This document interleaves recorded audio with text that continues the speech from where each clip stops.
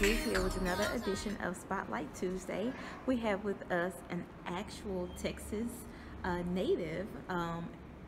You can introduce yourself real quick. Sure. My name is Ambreen Charania. I grew up in Dallas, Texas, right here in the city of Irving, actually. I went to Green Elementary, Travis Junior High, and MacArthur High School, where I started taking classes in art, and many of these have been created in my elementary, junior high, and high school years. Wow.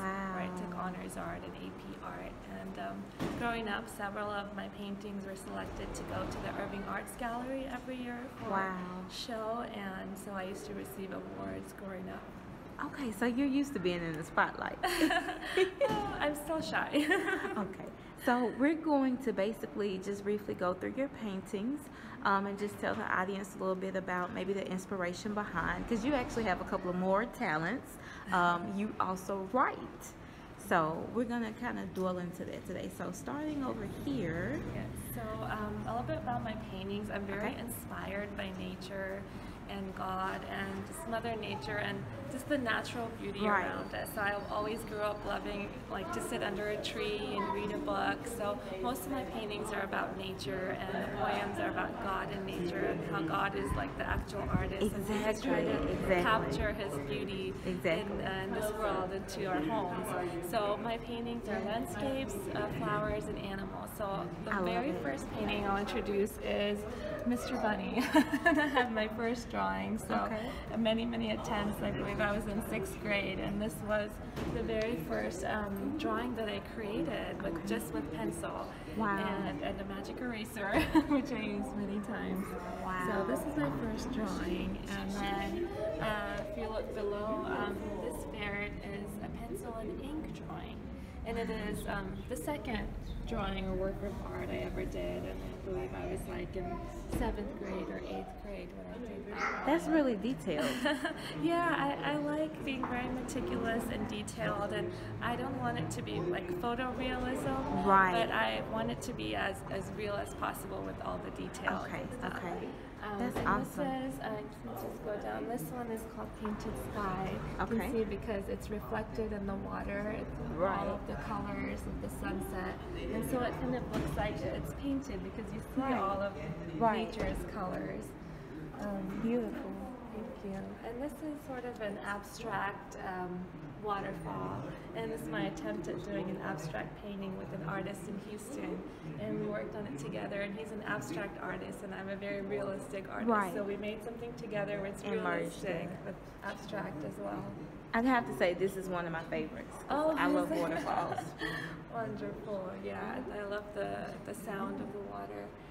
This, as you can see, is a sailboat in the sunset. This one was more difficult for me than I thought because it's all of the colors, and we had to try to make sure they don't mix in together to create one monochromatic gray. So it's a technique of applying layers, letting it dry, and then applying another layer after that. So it took quite a while for me to do that one. Wow. This one is in pastels. I believe I was in 9th grade when I created this. 9th grade? Yes. Okay. And it is one of my largest paintings. And this one is sort of a surrealistic one, I believe, because I tried to capture the sunset on the left and the sunrise on the right. So you can. It's one of my most colorful paintings. You can see all of the colors of the rainbow in this one, sunrise and sunset shadow. So it's a little surrealistic. I love that. And this one is watercolor. Most of my flowers I do on watercolor, and it was my mom's favorite. She's passed on, but I keep all of my paintings in memory of her, and I don't sell them, but I love to show them to children. I teach children. And so this is a watercolor pink rose, and it always reminds me of my mother. This is also watercolor, and it is a blue lily, and it's very detailed, if you can see, and it's kind of like 3D. It's coming out to greet you and say hello and bloom itself into your life and make you smile. That is nice.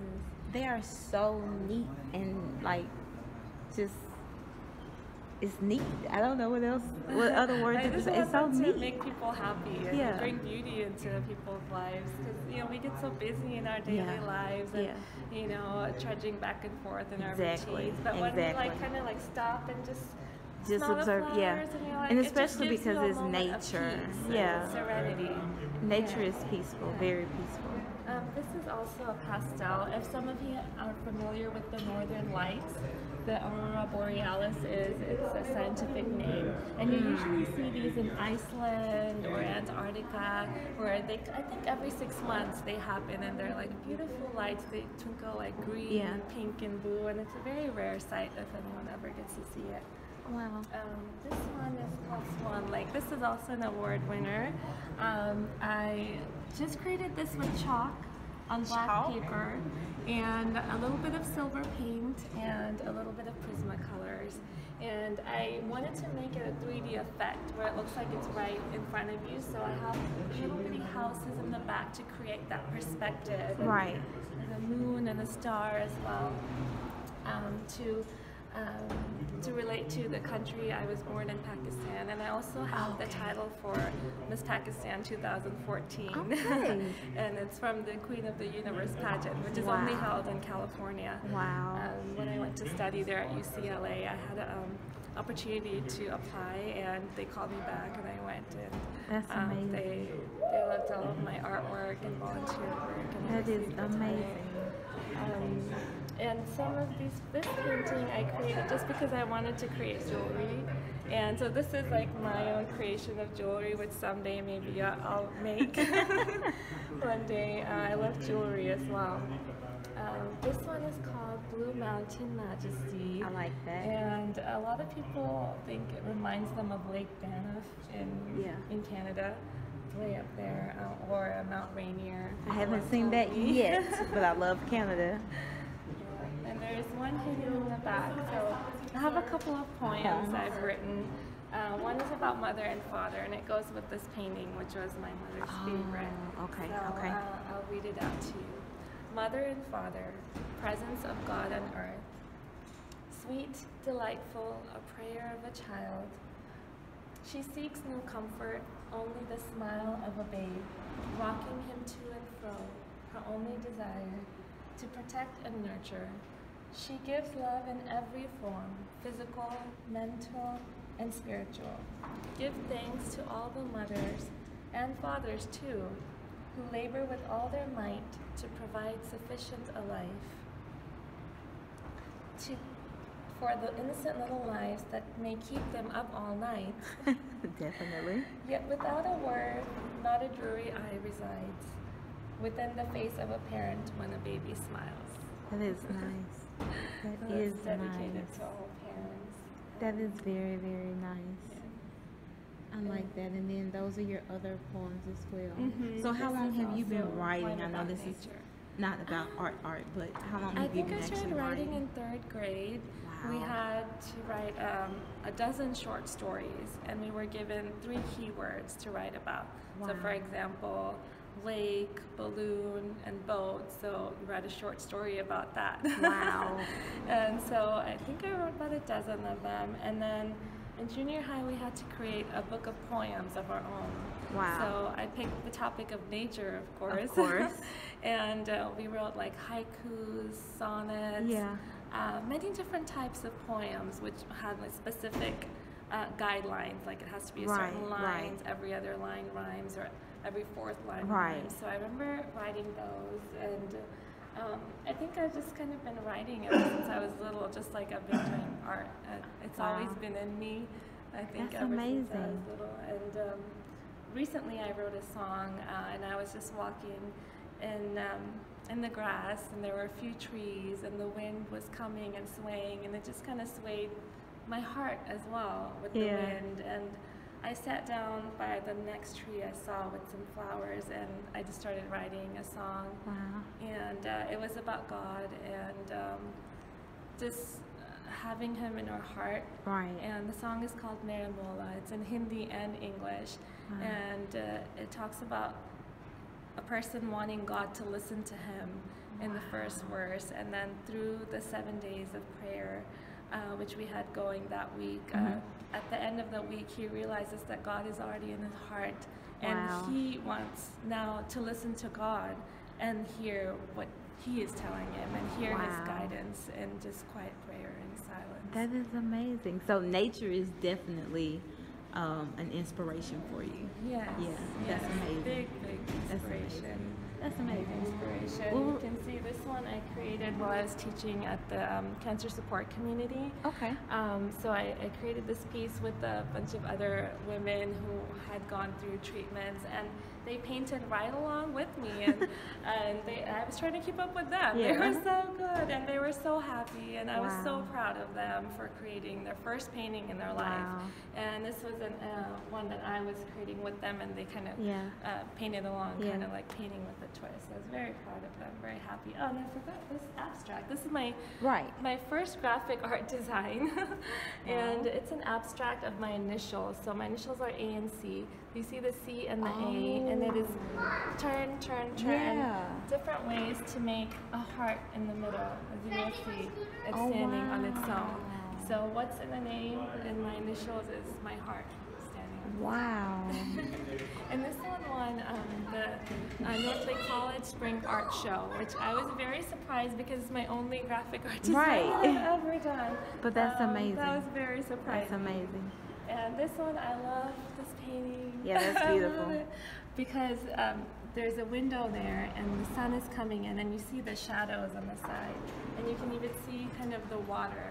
It's like the farther you look at this painting, the better you see it, because it's very transparent, water, air, it's on the table, and it just makes you want to, you know, I just wish I could look at this on my table every day when I wake up in the morning. That is pretty amazing and pretty detailed. I think I love more than anything how they're all detailed. And this is my version of the Taj Mahal, or a Charminar, a rough version. And these are my other clay pieces. This is a bird on a mug. It was a challenge, but it came out just as I had wanted it to. This bird is actually called a painted bunting because it has so many colors on it. And so it's a type of a bird. And if you see, look at the rose, this was a sort of an experiment for me because I didn't believe all the petals would stay on there when it went to get fired in the kiln. It came out and all the petals were perfectly there as I had put them in. So I quickly painted it, and so it's like an evergreen rose in my home now. That is amazing. And there's a single rose, also a watercolor. And then the one next to it is called Alma Caliente, which means hot soul in Spanish. And at the time I painted this, I was actually doing a role in a play called Alma. And so her name means soul. So I created this painting, sort of, also has a double meaning because the eyes are the soul of the human body, the heart. And I also feel like the sun is the soul of the universe because it gives off all of its light to sustain everyone. So the eyes are the heart of everything. And this one is also a sun series. It's an abstract, but whenever I try to do an abstract, I still tend towards nature. Yeah. The sun and all. And so let's go back to the very first one, which is kind of related to an old Indian Sanskrit shloka or phrase that my father was taught when he was a little boy in Bombay, India. He grew up in an Italian school, so it inspired me. Hopefully he can give us the meaning of it right after I explain this painting. But this one is called Green Leaves. So the thought behind it is that this one little leaf, he's a child and he goes to first grade, second grade, third grade, junior high, high school, so on, and he becomes a dark green leaf, a young adult, and he enters into the world from the school green world into the red actual adult world, and grows into a flower, and you see all of the rays coming out, sort of like a sun. So after he's learned and absorbed all this knowledge, he gives out his knowledge to the world, whether he's going back to school, going to work, going to church, teaching other people, or just in everyday life and their friends. he gives off knowledge after he's created all of it. And that is, I believe, the essence of the world and why we've been created, to give our knowledge to others. That is amazing. So how do you like do your work on a schedule, or do you just like take a day where you just devote to your art, or is it just random by inspiration? It's by inspiration. It is very random. I think it's different for all artists, but for me, I used to be on the schedule, like when I was taking art class every year in my formative years. It was a schedule 2-3 times a week. But now, as I've gone out of college and to the work world and teaching others, it is sort of on random, like depending on nature and the inspiration it gives me. Or if I'm doing any teaching projects for my church, the prompts inspire me to do that, to create songs or poems or paintings. Okay. Well, we're going to wrap up, but I'd love for you to leave some information with our audience on how they can contact you. If you do art for, such, say, children's books or, something like that, how can we keep in touch with you? Sure, it's easy. My email is theartist, THEARTIST, Ambreen, my first name, AMBREEN, theartistambreen@gmail.com. Okay. Yes. And do you have a Facebook page that displays your art or social media? I do. My Facebook page is just Ambreen Charania, and you'll see on my cover I have my artwork was featured in a national magazine a couple of years ago, and so I have my cover page as those two pages, which displays my photo and an article and several of the larger paintings that you see here. I am definitely honored to meet you, and we'll definitely post all of your information below, of course, so people can, kind of connect with you, and if they have any questions or just actually want to see, more of your work. So thank you so much for your time. I know it was such a random meeting, and we're here at the Valley Ranch Public Library, where, we've got background noise and everything, but you did wonderful keeping your attention span, with me, and I just really appreciate the time. So thank you again. I appreciate your time, and I'm so glad that you're here and you appreciate art. Thank you.